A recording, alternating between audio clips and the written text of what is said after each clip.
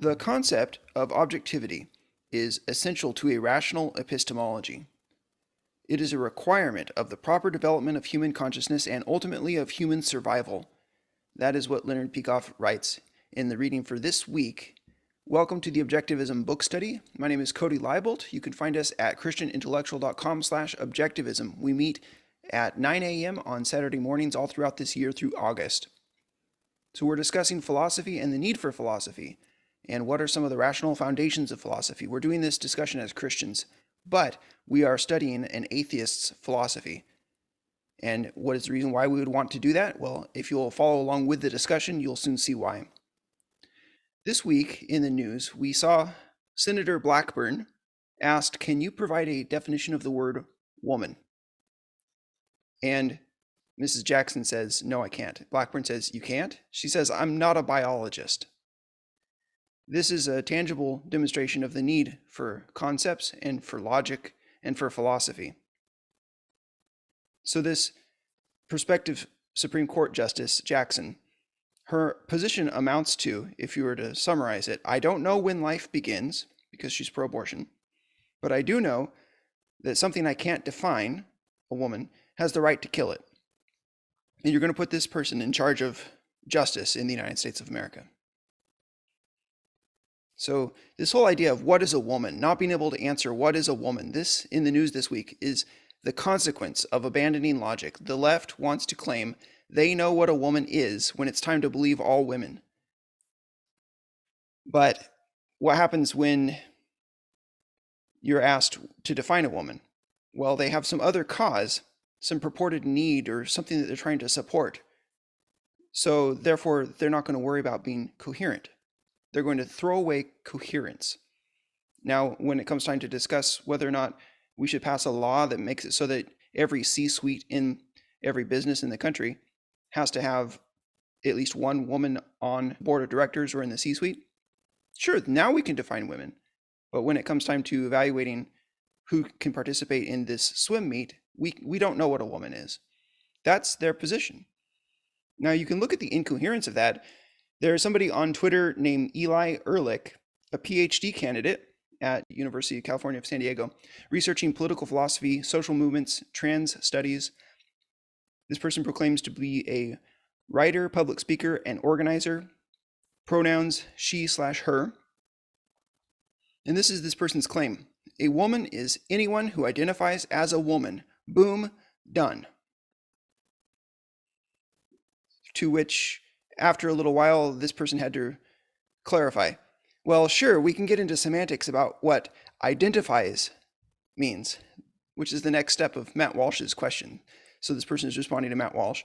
Identification isn't simply a pronouncement, but it's also an internal state of being. This is why Matt Walsh can't simply proclaim, I am a woman, and then be one. Reactionaries will then follow that response by claiming, well, then womanhood is meaningless. But it isn't. Womanhood is a historical category that has shifted with time. We're simply explaining the current iteration of its meaning. This slipperiness and this willingness to deny your opponent the ability to use the exact same reasoning you're using, this is characteristic of the abandonment of logic. But this need for logic, it's going to be here whether we identify it or not.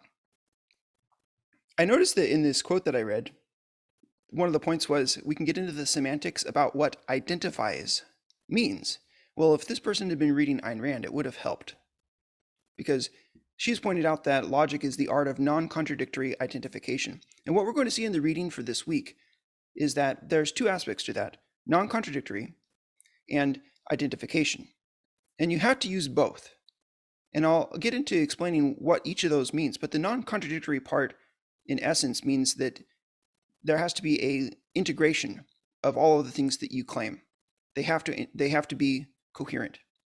And the identification part means that there has to be a reduction to any claim that you make. You have to be able to show how it traces to observation, how it is something that you have determined to be true based on your observations of reality. So that is the correspondence aspect.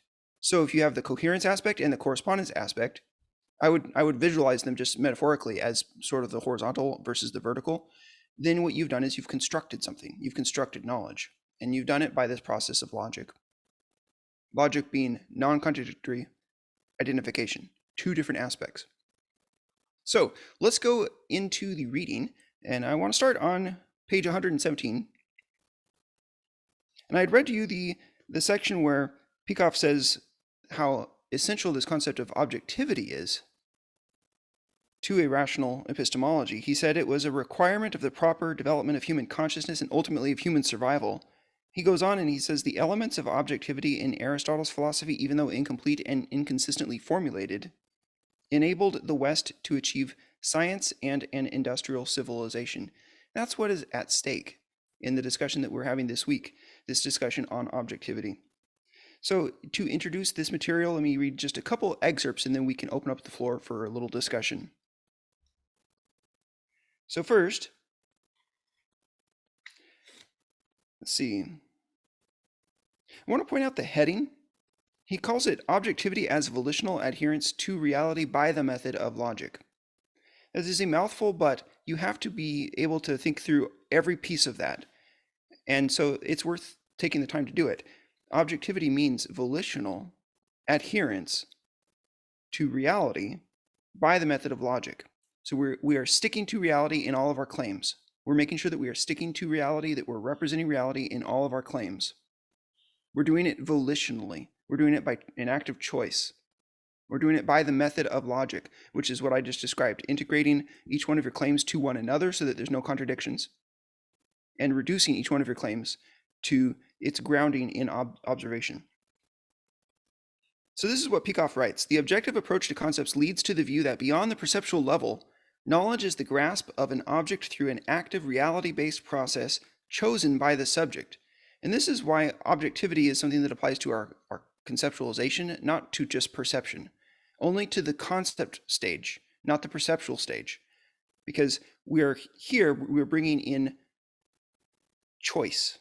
The subject makes choices.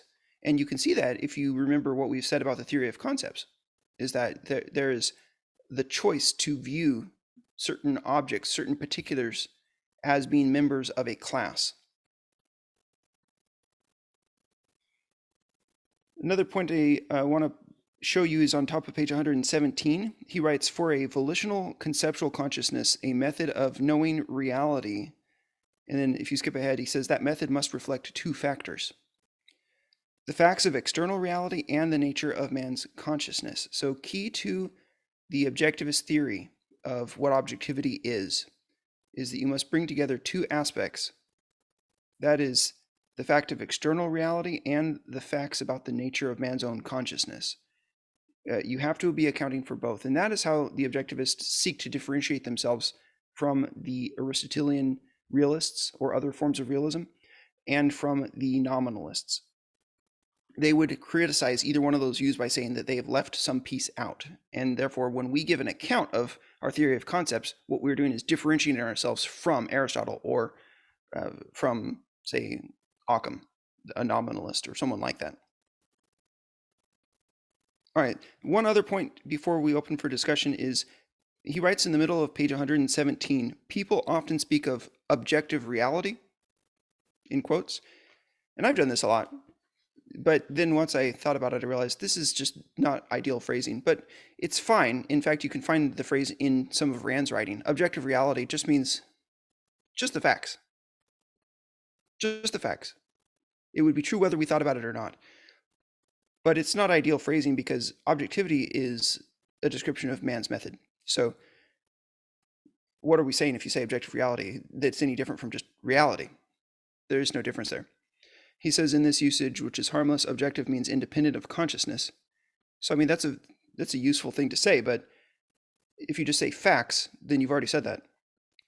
The actual purpose of the concept of objectivity is to be found not in metaphysics, he says, but in epistemology. Strictly speaking, existents are not objective. They simply are. It is minds and specifically conceptual processes that are objective or non-objective. I think this is an important thing to understand about the way that Rand's philosophy works, is it is a mind that can be objective. And I also like the fact that he differentiates between strictly speaking versus colloquial speaking. That's something that we have to be willing to reference when we are doing discussions on philosophy. we have to be willing to say, oh, that was colloquial versus this is technical. Otherwise, it becomes very difficult to have these kinds of conversations. All right, I'll open up the floor for questions, topics that anyone wants to raise about the reading, and then I have a lot that I would want to say about the reading this week. This is a dense section, and yes, there are some times where you could just expand on a sentence for quite a while. So I'll open the floor. Questions? Yeah, I had a couple things I wanted to mention at the outset, and I think Jacob is in his cage right now. You mentioned earlier, Cody, that we need to be consistent in identifying facts when we make claims. And something that Peikoff talks about here that's really important, and you can keep this in mind during the whole discussion, is that it's not strictly limited, that the truth of that is not strictly limited to claims, like when you claim something and try to convince someone of something. It's also true in your own thinking. You want to be rigorously non-contradictory in your own mind, even if you never open your mouth about a topic. Because someday you're going to have to, even if you never talk about it, you're going to have to make a choice. You're going to have to take some action. And if you haven't done the work of identifying contradictions in your own thinking, that will really lead to disaster, because if we accept, as we should all do, that there are no contradictions in reality, well, if you have a contradiction, then there's something that you've gotten wrong. So that's worth keeping in mind the whole time. I also have, when we get to the topic of the compartmentalization phenomenon, I have an example of that from the legal world, but I won't bring that up yet until we get to that. So just maybe put that in your back pocket. Great. All right, other questions before we move into the reading? I have a question. I think it's more like on a strategy level almost. So I've noticed that when I've had conversations with some people and I'm working through something with them, the way I talk to them, I'm very I related a lot with this reading, because I'm like, yeah, this is how I think. I'm very logical. And so when I talk to people about issues that I really care about, I tend to be very logical, and I'll ask them questions about what they're saying or what they're claiming. And it can come across to them as like, I'm trying to trap them in a gotcha. So that section towards the end of the reading, when it talked about like people looking at logic only as a bear trap or a social tool or something like that, I was like, man, yeah, like I've experienced that, but it's like I'm trying to have a genuine conversation with someone, but they only see my points as like, oh, you're just trying to trap me. You're just trying to catch me in a gotcha. And I'm like, no, I'm not. I'm just trying to understand what you're saying, and it's not making sense to me because this, question or whatever. So like, I don't know if you guys have experienced that yourselves, or if there's a way that you recommend in like talking about those things that makes it come across less as a bear trap, if that makes sense. Anyone have reactions to that? Go ahead and jump in. I know I run into that a lot too. And you find that a lot, especially with leftists or Democrats, like on Twitter and social media and stuff.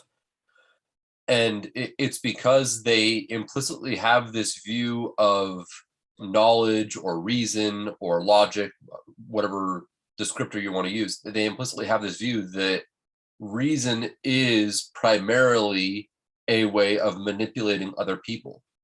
It comes down to a social metaphysic view of reason and reality, where there is no objective reality to which I must submit my own mind, which is what we mean by reason. There is just subjective realities in the minds of other people, and the function of reason and logic in the public discourse is to subject other people's consciousness to your own consciousness. That's what they believe. And that's how they use reason themselves. And so when they see you using reason, they read that into it. They're projecting their vice and their nihilism onto you. And it's helpful to point that out. So one of the ideas that we find in critical race theory and in theory as such, critical theory as such, is that logic is only a means of oppressing other people. It's a means of seeking power. And so these people that advocate this theory, they do it quite cynically because they seek to use logic as well, don't they? And they seek to use it in that exact same way that they think that everyone uses it. They don't have a category for pursuit of truth because you actually believe in truth. A lot to say on that, but let me go ahead in the reading for just a moment. Let's go to page 118. In the second paragraph on that page, Peikoff writes, if objectivity requires a method of cognition, what is it? The answer, in a word, is logic. Next paragraph, he says, logic is the art of non-contradictory identification.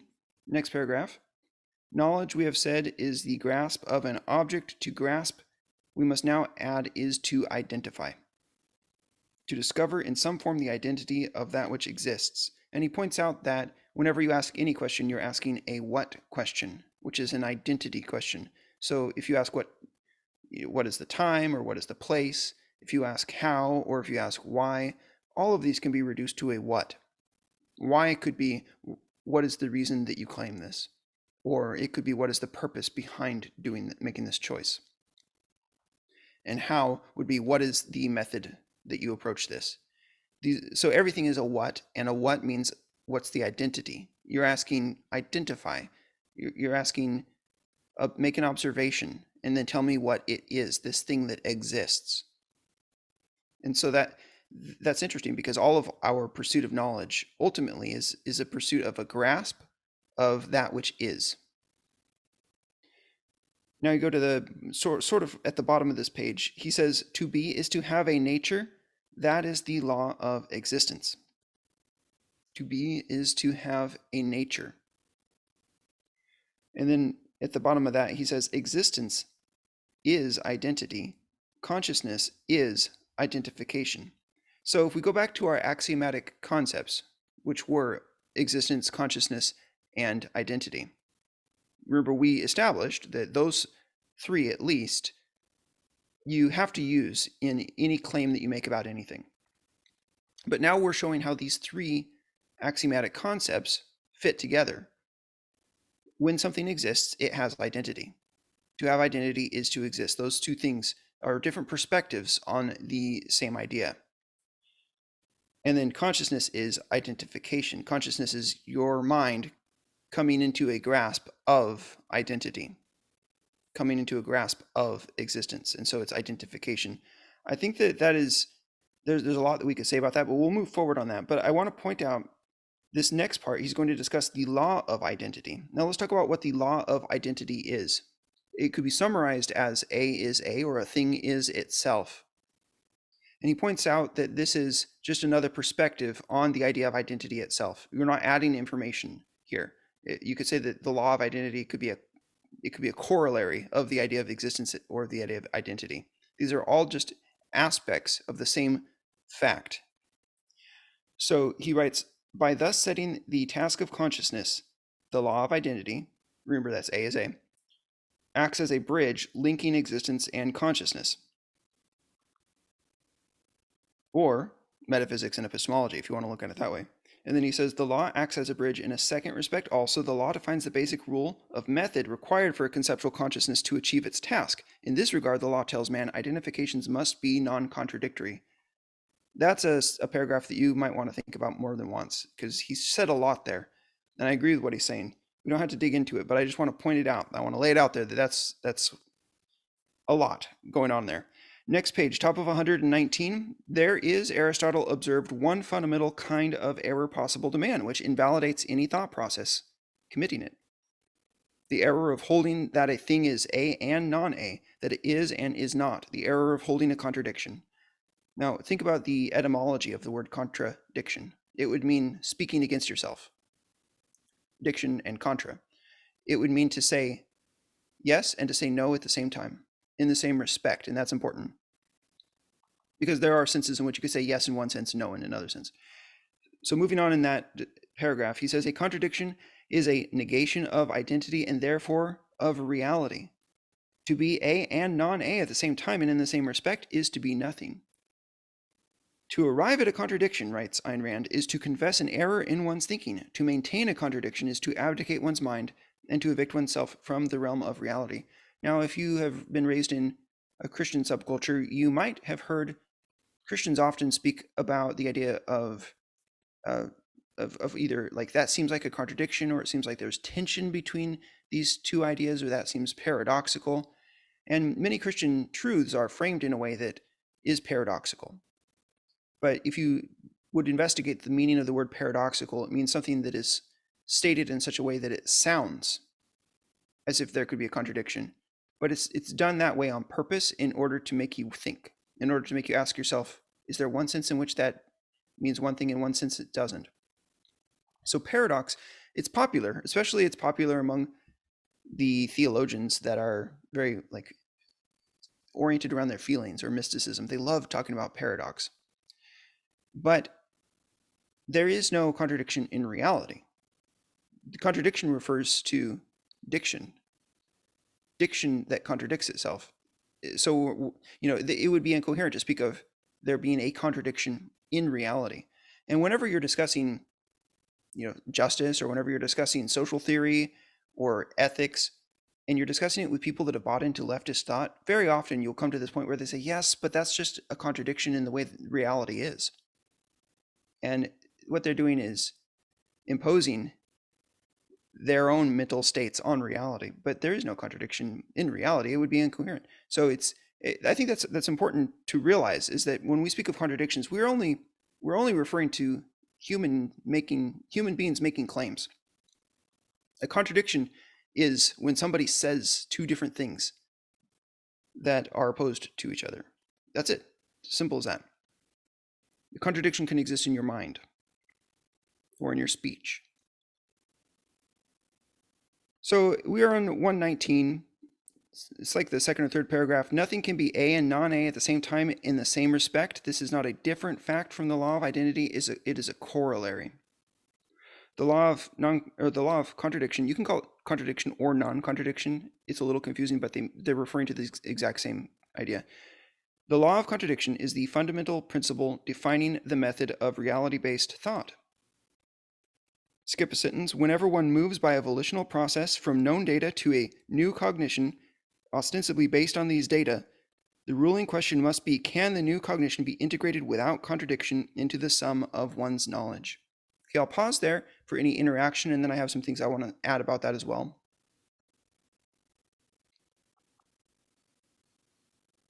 Okay, anyone want to jump in? You're welcome to.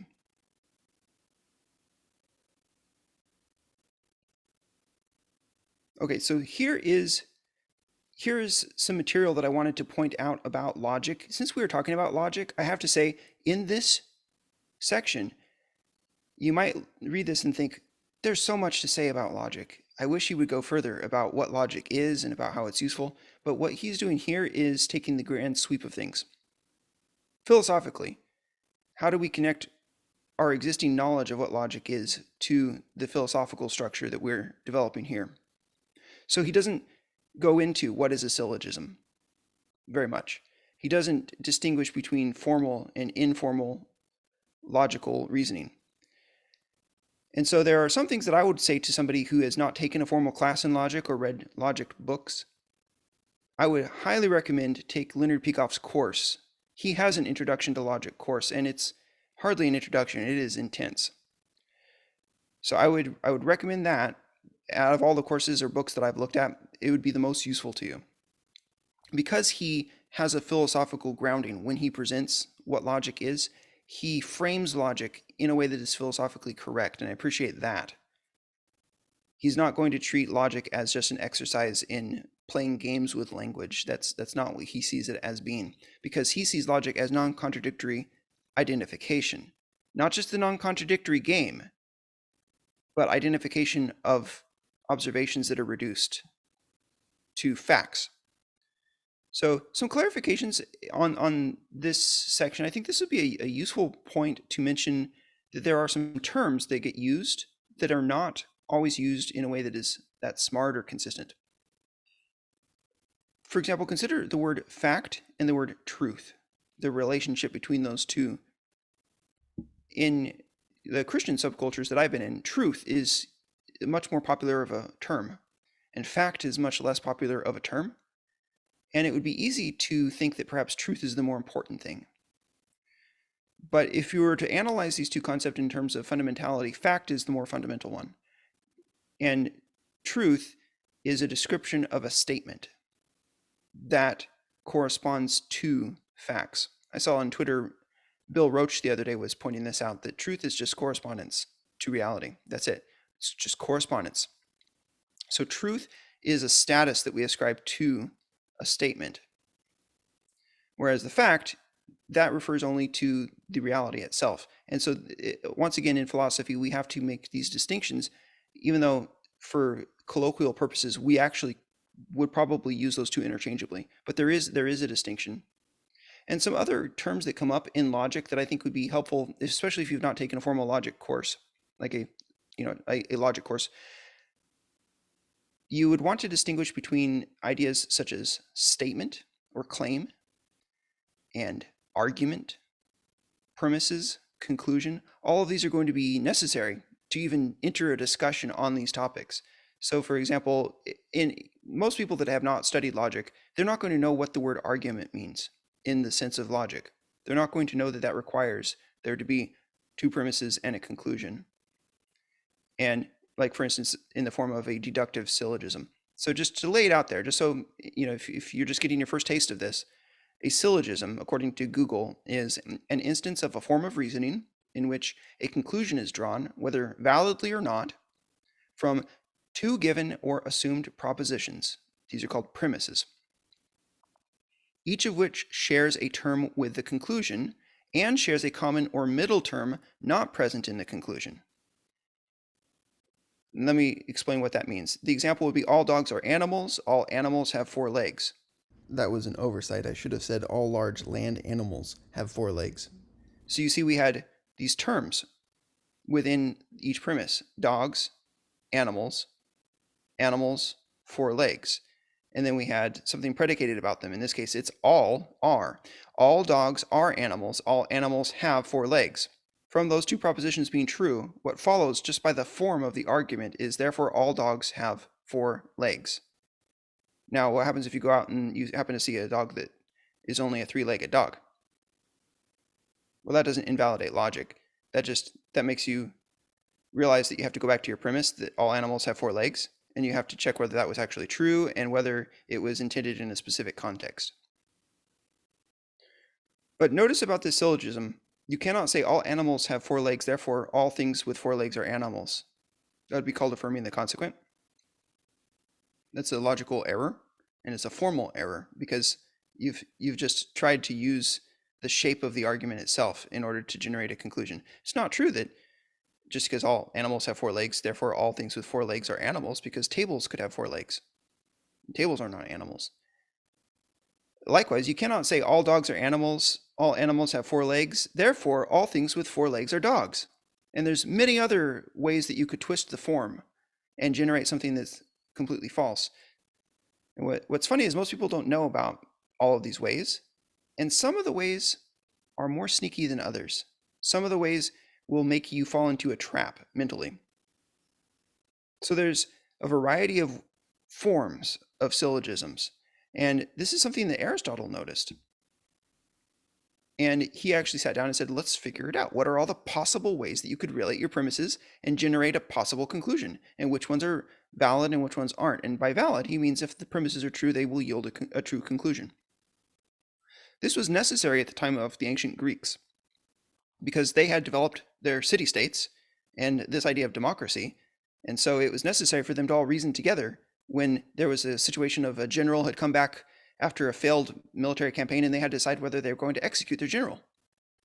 Well, what's just? So they had to talk. They had to develop this art of rhetoric, and they had to persuade the assembly This is different from under a dictatorship where it's just the king decides on the basis of whatever he wants. They had to convince each other.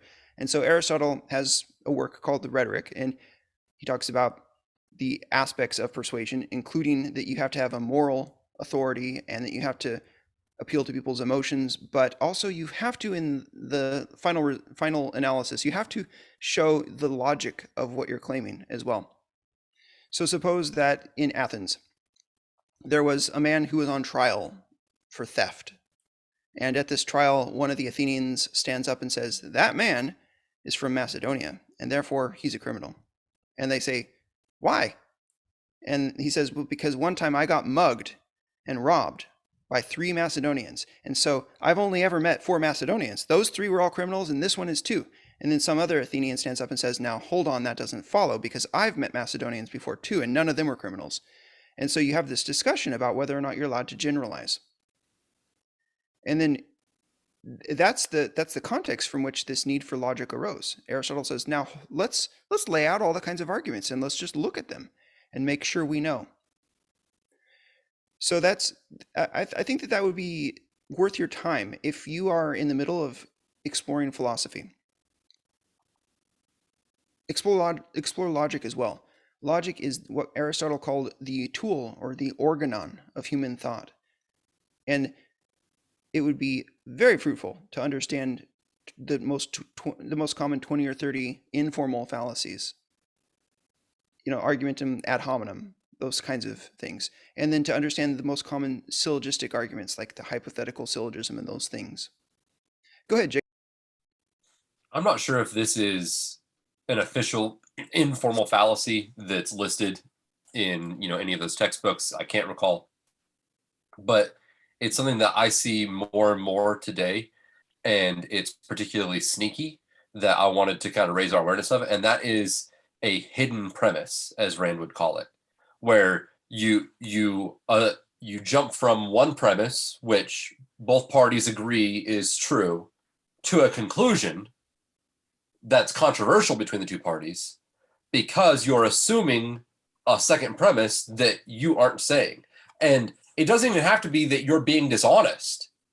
It could be that you've deceived yourself so much, or you're so sloppy or incompetent in your own thinking that you don't even realize that you're assuming that second premise. But that second premise is necessary in order to get from the first premise to the conclusion. And it's something that all the time I see people doing it without even realizing it, where they'll assert X and you're like, yeah, I'm totally on board with that. And then they say, therefore, Y? And you're like, whoa, how'd you get from there to there? And to them, it's just self-evident. In their minds, there's no extra step between X and Y. But there has to be. There has to be another premise there that they've never even thought to identify. And it's really important to identify that and then to test it, because both premises have to be. I agree with you. That is something so common in the way that discussions happen online today, especially. So when you live your normal life making decisions, you don't normally sit down and say, what is premise 1 and what is premise 2? And you don't normally take the time to turn them into a syllogism. And here's why, is because it's just not necessary. But in order to think as an adult, in order to think precisely, academically, you have to be willing to do that. So just take as an example, I was walking with my kids and there was a railroad track, and I asked, should we cross the track? And my son says, well, I don't hear a train whistle, I don't see a train, so I guess we should. Now that's the way that you would speak in common speech. You would simply say, well, there's no whistle, there's no train, so I guess we're safe to cross. But what else is he saying there? What else is he implying? What's his hidden premise? Well, if you were to form this into a syllogism, you would say, if there is a train coming, then there will be a whistle blowing, and you will see the train. There's not a whistle blowing, and I do not see the train. Therefore, there's not a train coming.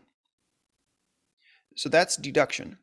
That's framing the experience, the choice that we're making in terms of a logical deduction. And that holds for most situations. There could be exceptions that we'd have to clarify and define further. But for the most part, this is sufficient to explain the mental process that my son was going through, even as a 4-year-old or a 3-year-old. You'd be able to do that kind of thing. But it takes an adult to be able to translate it into a syllogism where the terms are consistent, because if you flip the terms, you can have an equivocation, or you can just have a premise that never gets checked. There's all kinds of things that can happen, and that do happen, and you just want to go to Twitter to see every example of how that can go wrong. All right, so those are some of the big picture things I wanted to point out. Let me explain a little bit more about something that I'm seeing in this reading, but I want to get into the reading just a little bit more before I explain it. So we are on 119, and there's a description here about moving by a volitional process from known data to a new cognition ostensibly based on this data. The ruling question must be, can the new cognition be integrated without contradiction into the sum of one's knowledge?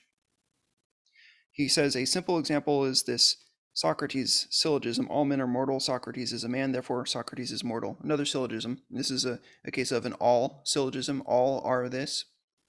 And that's a very easy one to understand. The conclusion follows because to deny it would be to contradict the premises.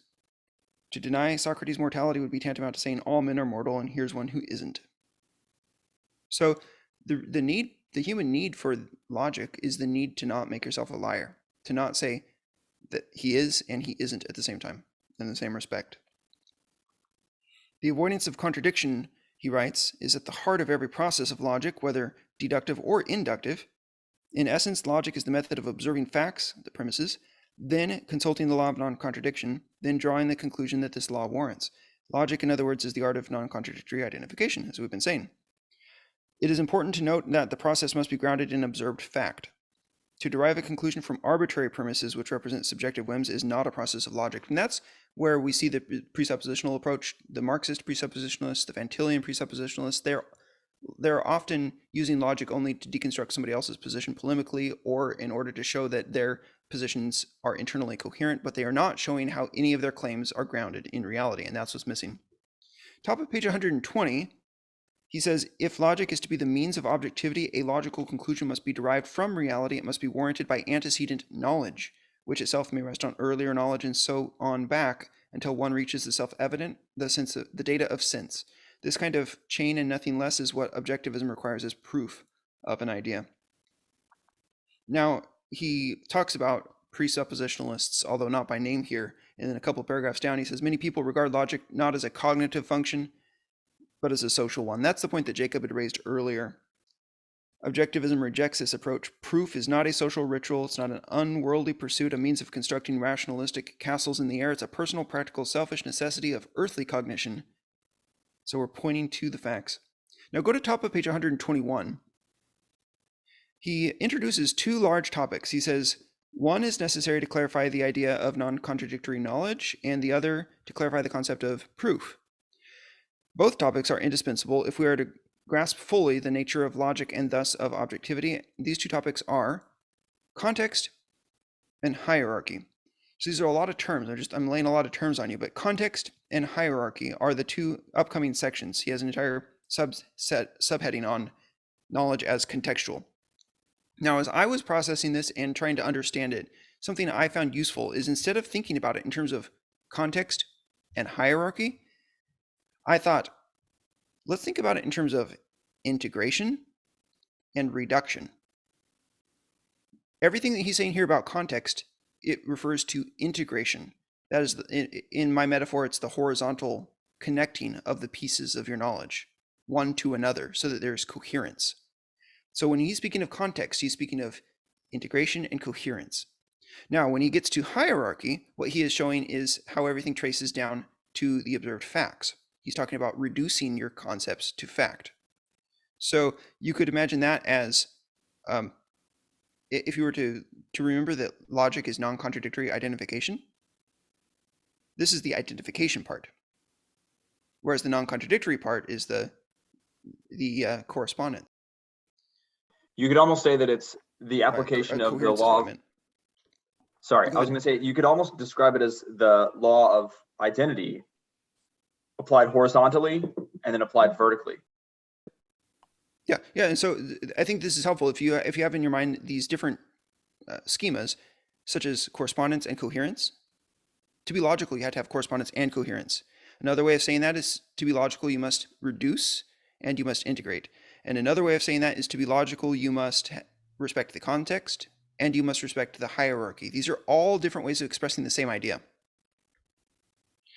So he writes knowledge as contextual. And by the way, if you're feeling a little adrift in this, there's a course that he has and a book called Understanding Objectivism, which will go into greater detail on what it means that knowledge is contextual.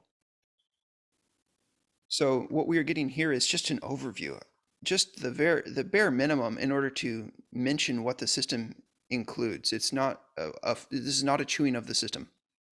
But he writes, let's talk about this well-known fallacy, quoting a person out of context, trying to interpret a single remark outside of context, forgetting to ask, well, what is the background of this? What are the other facts conditioning this item of knowledge? And that's when we talk about context, we're saying, what are the other facts that condition this item of knowledge? And you'll get in regular conversations with people, somebody says, well, I think this. And then you say, well, what about that? You forgot about that fact. What you're doing there is you're bringing in the context. Bottom of that page, concepts are a relational form of knowledge.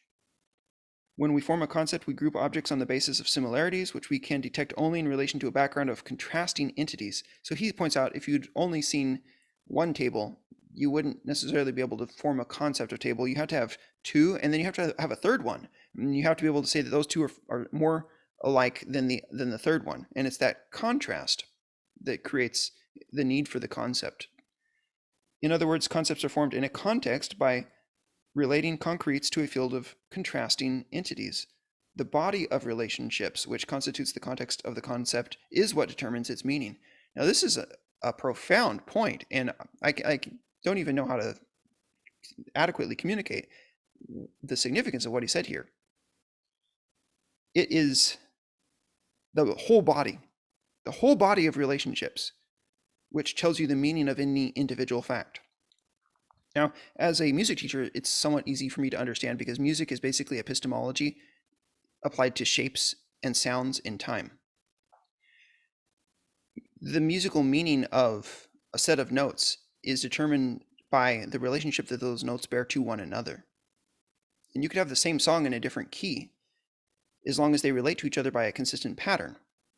For example, C, D, E is a certain sound, and F, G, A is that same sound, but transposed to a different starting point. But if you were to go E, F, G, that would change the sound because the intervals would not align with each other, just because of the way the piano is laid out. The point that I'm trying to make is that with music, it's easy to see that everything that's happening is relative to everything else. The only way that you can have a concept of rhythm is in reference to a starting point, and that starting point can be wherever you want. The only way that you can have a concept of melody is in reference to a starting point. That starting point can be wherever you want, but what the music happens when things occur in relation to one another. That's perhaps just a metaphor for what we're talking about here, but what I'm trying to explain is that just likewise with a table, you have a concept of table not as that thing by itself, but as it compared to everything else you've ever observed. And it's putting it within its place, within the whole, that means that you have obtained knowledge of it. So then he gives his example of John Rawls' theory of justice, taking things out of context, dropping the knowledge. I think this is all helpful, but I won't go into it. He just points out that Rawls takes a concept form to organize a certain set of concretes or a field of concretes. He drops the field, applies the term as though it were self-sufficient, a non-relational entity to a situation in which it has no application. He says, human knowledge on every level is relational. It is an organization of elements, each relevant to and bearing on the others. Knowledge is not a juxtaposition of independent items. It is a unity. He writes, knowledge at each stage is a total, a sum, a single whole. He writes, metaphysically, there's only one universe. This means that everything in reality is interconnected. Every entity is related in some way to the others. Each somehow affects and is affected by the others. Nothing is a completely isolated fact without causes or effects. No aspect of the total can exist ultimately apart from the total. Knowledge, therefore, which seeks to grasp reality must also be a total. Its elements must be interconnected to form a unified whole, reflecting the whole, which is the universe. All right, bottom of page 123, he says context means the sum of cognitive elements conditioning an item of knowledge. So the context would be everything that could possibly be relevant. So say somebody is saying that they have a stomach ache. The context might be, well, what have you eaten? Have we changed anything lately in your diet? Or anything that could possibly be related. Now, how do you determine what could possibly be related to the thing that you're looking at? Well, you have to have a whole set of knowledge, and you have to have it organized so that you can know what couldn't be related. Like nothing on the television made you sick today. If you have an upset stomach, there's nothing that happened in the news most likely that caused that. Or there's nothing that happened 2 blocks down in your neighbor's house that made you sick. You have to know which kinds of facts could be relevant and which wouldn't be relevant. Which means every fact has to be thought about in terms of every other fact, at least at some moment in your life, in order for it to, not necessarily that you lined them up one by one, but you at least integrated them into a mental framework. So he writes, this sum is what sets the item's relationship to reality and thus the item's meaning and proper use. Hence, an essential rule of contextual cognition, always hold the context, or to put the point negatively, context must never be dropped. And it's the dropping of context that you see in Neville Chamberlain, that you see in every politician today. That's the issue, is forgetting that facts relate to one another and that they relate in a specific way. We don't have to go through the Chamberlain example. I think that speaks for itself. But go to page 125. He says, what is the full context of an idea? Everything known at that stage of development, the sum of available knowledge. So he's pointing to the need for a methodical, effort-demanding process, because it's not just something that happens automatically. Go ahead, Andrew. I saw you. Yeah, I was going to bring up an example of this, or rather a counterexample in law. Often you'll find people, and I came across this as I was researching an article that I'm writing. Sometimes people will be really good on one point. For example, the First Amendment. A lot of even legal scholars who have a ton of crazy ideas are usually really good on the First Amendment because it's very popular. And they'll come to a conclusion about, for example, freedom of speech. And they might even brand themselves as someone who's really pro individual liberty and individual rights. And they'll make a really good observation and a really good conclusion about freedom of speech. But then they won't relate that to everything else they know. They won't say, well, if that's true, then really we need to undo a lot of what we've done with the administrative state and the regulatory state and the tax system. And one example that I saw in particular was someone was advocating the rights, and this is what my article is about, is the rights, constitutional rights of students in a public school setting. And there was this guy who was writing, very pro freedom, very pro individual rights. And he was saying, this is why students in public schools need to have individual rights and need to have individual liberty. But if you apply it consistently, and it'd be too long for me to explain here or to justify here, but I think a lot of us would agree, the government running schools, no matter how well they do it, is always going to be a violation of individual liberty. It's just incompatible with the idea. But there's an example of someone not applying what they found and a true conclusion, and not say, all right, now how does that apply to this? How does that apply to this? How does that apply to this? There's just, Ayn Rand actually wrote a really good essay about this called the non-conceptual mind, or the perceptual bound mind, or something. It's a great article. Is it concrete bound? Concrete bound mind. Yeah. She says, she gives all these great examples of people who will say they got a good bit of truth here, but then she's like, well, keep going with that thought. Shouldn't that lead you to conclude this? And they'll say, I don't know, that's outside of what I want to think about. That's a choice. That's a conscious choice to say, I don't want to apply what I learned here to this. And we shouldn't do that. Yeah, that is something she describes on page 127, and she calls it the concrete bound mentality. And there's a whole section on, I recommend definitely review that, because it talks about how people can do that in different ways. One means is compartmentalization, and one means is simply not conceptualizing at all. which is even worse. All right, let's go to on the middle of 126 there. And by the way, I did see some questions come in, so I'll address those.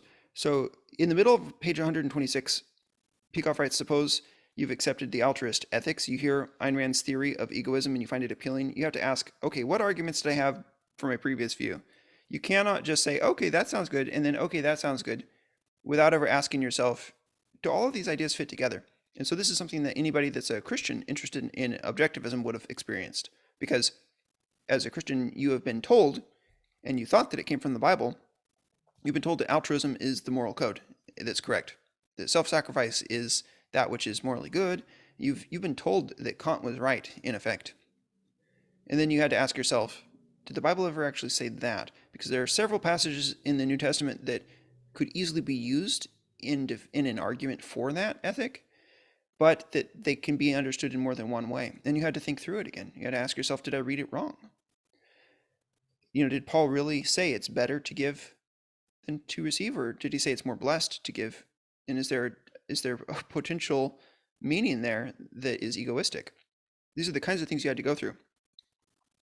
Now, he talks about the integrating your belief in true facts about philosophy with the question of whether you believe in religion at all. And I come to different conclusions than him, but usually it's because I come to different conclusions about the meaning of what my religion actually claims. So he says that a major reorganization of one's thought is a demanding task. He says that within the limits of your time and knowledge, it's the kind of process that you must perform. And I agree with him, and it's not easy. It could take months if there was a major reintegration necessary. He says at the top of 127, thought is identification and integration, and asking of what and then so what is the new factor claim, and what does it imply for the rest of my beliefs? That's the nature of thought. That's what we're doing. So let's just skip to the very bottom of that page. He mentions as an example of what he thinks is compartmentalization, conservative economists who scornfully dismiss philosophy and then advocate the profit motive in economics, and the Sermon on the Mount in church. And taken on his own terms, I agree with his criticism, which is to say, if you think the Sermon on the Mount means Kantian ethics, then you shouldn't be a conservative, laissez-faire capitalist economist. I think that many Christians and pastors have read the Sermon on the Mount incorrectly. So I agree with his intention, and I disagree with his conclusion. Top of page 128. He says, unfortunately, philosophy has done the opposite of what it should do. It has thrown its immense power on the side of disintegration. You can see the danger of bad philosophy if you ever have attended seminary, or if you have listened to most megachurch pastors or popular preachers on the radio. You can see bad philosophy almost every 5 minutes. There will be something where you say, oh, you misunderstood that issue. You have a bad concept. You're speaking about holding two truths in tension. You believe in moderation as the standard of value. You believe in self-sacrifice. You always use the word selfishness to describe that which is morally inappropriate, incorrect. That's like your go-to term, selfishness. You can see it in the blind faith movement, which I call Ventilianism. It's everywhere. And because philosophy has this integrating power, when you have bad philosophy, you have destruction everywhere. He writes, since philosophy is the science that deals with the widest abstractions, it alone can act as the ultimate integrator of human knowledge. And he describes how philosophy ought to be the one that is the arbiter of these other subjects. When you have a claim in psychology that is determinist, and when you have a claim in particle physics that is indeterminist, there ought to be someone in the philosophy department that says, now hold on here. And philosophers don't believe in integration anymore, so unfortunately, they're not doing their job. Bottom of that page, he talks about the widespread bromide that the more you learn, the less you know, the less certain you feel. And he says it ought to be the opposite. I agree with him on that. And it's been my experience that the more I've learned about philosophy, the more confident I am in my knowledge of what I am certain of. And we'll get to certainty. It's a later topic that he addresses. Incredibly important topic. Let me go through the questions that I've seen in the chat. There was one question was, can you remember the name of the course from Peikoff? Well, I think that the easiest way to find it is to just go to aynrand.org and search. They have all kinds of courses, but it would be Introduction to Logic is one, Understanding Objectivism is another, and there are others that I'll recommend even as we go forward. But those are the two that I've mentioned. The history of philosophy is a great one, and it's also entertaining. I would start with that one, but that's because that's the one I started with. All right, so some other comments. The objectivists would suggest that there is a contradiction / incompatibility of knowledge derived from observation of reality as believing that there can be no observation of God. What's your response to that? All right, well, we in earlier recordings on this discussion series, we had talked quite a bit about God and whether or not the objectivists are right in their approach here. I think that we ought to reduce all of our claims about knowledge to observation. So I agree with the premise. I simply disagree with their conclusion, which is that there is no observed evidence for there being a God. The entire earth is evidence that there is a creator. The history of the church and the existence of the documents, what do we call them? The memoirs of the apostles, otherwise known as the gospels, and the letters. This is all evidence, and it's observable evidence. So there's all kinds of arguments for Christianity being true and for theism being true, and you can see those. We have videos at our channel at christianintellectual.com, the YouTube channel. Theistic arguments would be the title of the most recent video we did on that topic. There are good arguments, and we affirm the classical arguments, which is slightly different from the evidentialist school and very different from the precept or reformed epistemology schools. Isaac, I saw you had a hand raised. Yeah, I just wanted to quickly mention, not a ton of value because I can't remember where it is, but Vodi Bakum gives like his reasoning why he believes Christianity is true. And he just goes through this whole thing about what the prophets have said and the accuracy of the Old Testament documents that we have. It's just this whole monologue of like evidence and facts and things that we know that we can point to in reality that forms the basis for Christianity being true. And it blew my mind. I'll try to find it and post the link and share for everyone since I can't remember it right now, but it's really good. Cool. I would look out because Vodi is a preceptor, but his material on the historicity and the prophecies and those kinds of things that would not necessarily suffer for him being a preceptor. I mean, James White is good on those topics.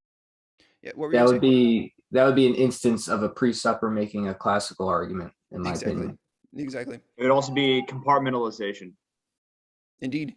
All right, we had another point from Chad. Let me read this one. He says, I've started trying to differentiate between truth claims and arguments, and I find it very helpful. He says, it seems most people will try to deconstruct an idea without even making arguments and avoiding making truth statements. It's interesting. Yeah, you're right. They will try to deconstruct without making a positive case for what they're claiming and without making actual arguments. They'll sneer before they'll make an argument. That's common. Another word for that would be bulverism. C.S. Lewis has an essay on bulverism. It's explaining why somebody that claims X is a bad person and what caused them to get that way, rather than talking about whether the claim is true. You just assume it's true and then you move forward to condemn, which there are some cases where it's appropriate to just directly condemn, but it depends on whether the points are common sense. Okay, any other points that anyone wants to interject before we get to the last section on our video today? Okay, then I will, I think we've wrapped up the reading. Let me just offer a summary of some of the ideas that we've seen here. So to be logical means to recognize individual facts and to identify them individually. We're talking about the reduction aspect, I would say the vertical aspect in the metaphor. So we're checking for correspondence. But then you also have to check that your individual identifications, all of them, that they match together and that there's no contradiction within them or among them. You have to check for coherence. So these are two aspects of what you're doing when you're being logical. You're making identifications, always checking that they correspond to observed facts. You're checking for non-contradiction. You're checking for a coherent whole. So you see then that logic, the art of non-contradictory identification, means the art of conceptualizing in such a way that every idea that we hold is reducible to observation and integratable with our other ideas, which are themselves also reducible to observation. Every idea must reduce to observation. For this reason, it is a helpful metaphor to understand knowledge as being like a group of skyscrapers. You can imagine if there were a whole bunch of them all really close together, like in SimCity or something, And imagine that they are all horizontally braced together next to each other. So they're braced together, but they're also grounded. A similar metaphor that I think is helpful is the jigsaw puzzle. But perhaps if you were to imagine an artist, like a cartoonist's table that could slant upward, now imagine trying on a slanted table to build a jigsaw puzzle. Well, you'd have to start with the bottom row, otherwise there'd be chaos. So you start with the bottom row, and then you build upward. And I think that's a helpful metaphor, the jigsaw puzzle, because in a jigsaw puzzle, you're looking at the individual pieces to make sure that they're the right color, but you're also looking at how they fit into the pieces next to them.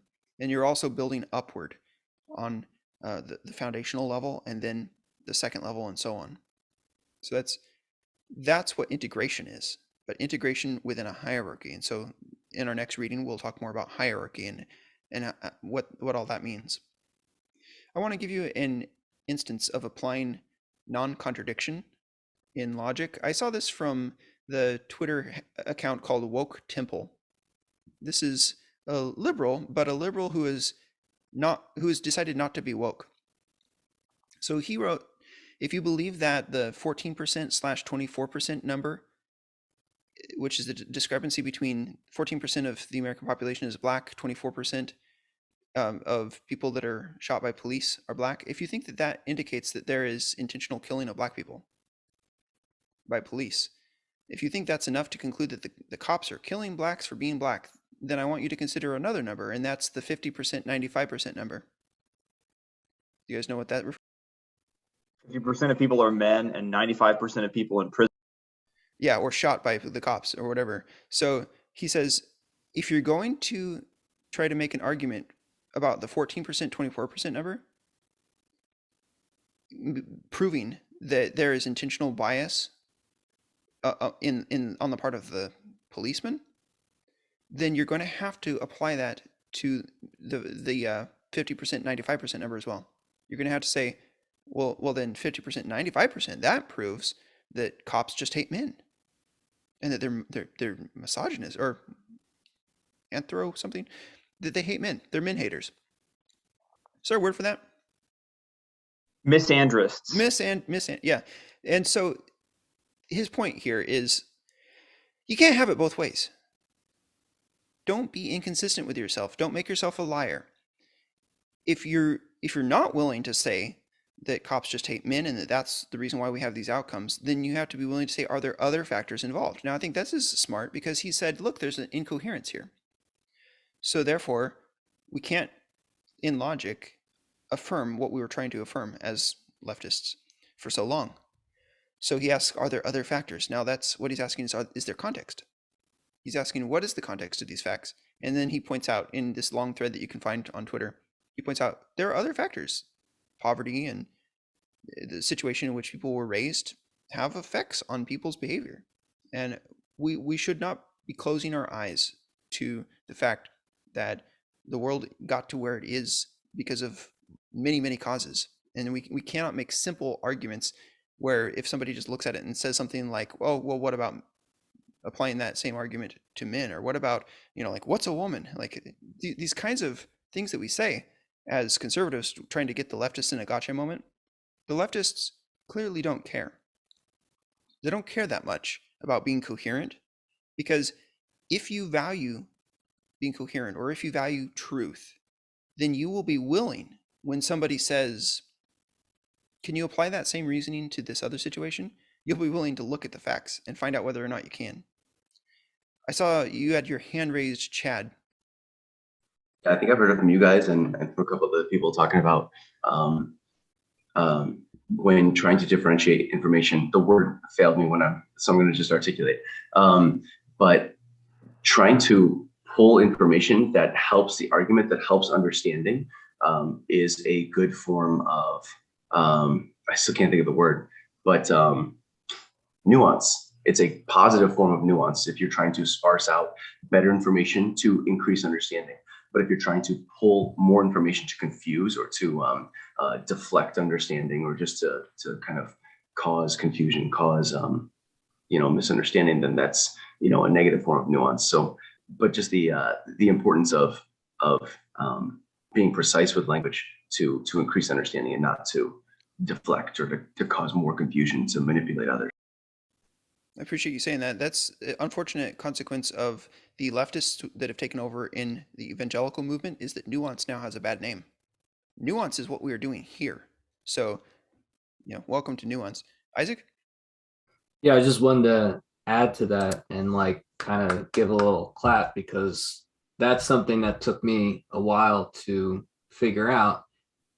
Back in high school, I viewed nuance as a very good thing.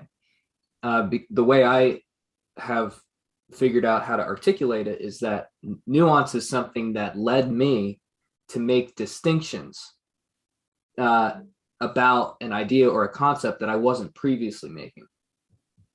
And so for me, nuance was actually making things more clear. It was a process by which I used my language to articulate things more clearly. But you kind of do that by saying, well, there's a little bit of nuance here because now there's new information that I know about. So let me make these distinctions. And then later, with all the woke stuff, and people start using this word nuance, and I'm like, this is not good. This is really bad. But I don't understand how they're using this word nuance in a bad way. And it took me a while to figure out, like, they're using it in a way, Chad, like you said it, to make things less clear, to make it like so abstract that it doesn't mean anything, or it could mean many things. It's like widening the umbrella to include potentially contradictory ideas. And casting doubt, that's really what Tim Keller does. That's what Ed Stetzer does. If you look at, they just want to cast doubt. They want to make sure that you know that you don't know. That's their goal. All right, I had one other little point about how logic works I wanted to use just to illustrate this issue, and then we can wrap up. So remember, it's the art of non-contradictory identification. Now, we have to uphold both the non-contradictory part and the identification part. The non-contradictory part, that is illustrated in that thing I quoted from Woke Temple about the percentage of black people that are killed by cops. If you want to make that argument, then be careful about how it applies, because otherwise you're going to end up contradicting yourself. So there is an incoherence there in the leftist way of thought. But now let's talk about the identification aspect. Suppose somebody makes an arbitrary claim. There's a section in the book coming up where we're going to look at the idea of arbitrary claims. When somebody makes an arbitrary claim to you, what you're doing when you reject it is you're saying, you haven't showed me the identification aspect of logic. You haven't shown me what we're identifying. Where are the observed facts here? So somebody says that there's a teapot orbiting Saturn. And this is the example that you'll see in the book later. There's a teapot orbiting Saturn. That's the claim. Well, I don't know of anything in my knowledge that would contradict that claim. I've never been to Saturn. I've never checked. It's not impossible that there would be a teapot orbiting Saturn because NASA sent the Cassini probe to Saturn. They could have dropped it off. But then I have to ask myself, do I have any specific reason to think that there is one? Would somebody that works at NASA have wanted to put a teapot in the Cassini probe and drop it off there? Or would God have created a teapot, just a little teapot, to orbit the planet Saturn? Is there any reason why God would have? Do I have any specific reason to think that this is true? And that's the identification aspect of logic. Since we don't have any specific reason to think that it is true, no observable data pointing to the truth of the claim, we cannot call this claim a product of identification. It is only a product of imagination. And that's what is going to be wrong with the Vantillians, unfortunately. That's what's going to be wrong with the many Christians that affirm blind faith, is that because they've said, look, our theory is a consistent circle, it's coherent. They think that they've done all that there is to be done logically, but what they have not done is grounded their claims in observed facts. And until you've done that, what you're doing is just making up stories, treating things like fairy tales and fictions. We must go beyond that. We must tie all of our claims to identifications of reality by means of observation. And that is what logic is helping us to do. So I'm excited because we're going to learn more about that in our next reading. That's going to be where we discuss the idea of hierarchy, the idea of reducing concepts. I want to say thank you for everybody that's watched this video today. I'm Cody Leibolt, and at christianintellectual.com, we have a podcast, we have a video channel, we have essays, blog posts, all kinds of resources that will help you. Our project is called For the New Christian Intellectual. It's named after an essay from Ayn Rand, and even a book that she has called For the New Intellectual. But we are Christians seeking to find some kind of gold worth plundering in this philosophical system of Ayn Rand. Just as the children of Israel plundered the Egyptians, we believe we can plunder Ayn Rand, we believe we can plunder Aristotle, and we're going to do it for all it's worth. That's our goal. So go to christianintellectual.com/objectivism, and you can get you can register, you can get all of our replays. Thank you for watching today. God bless.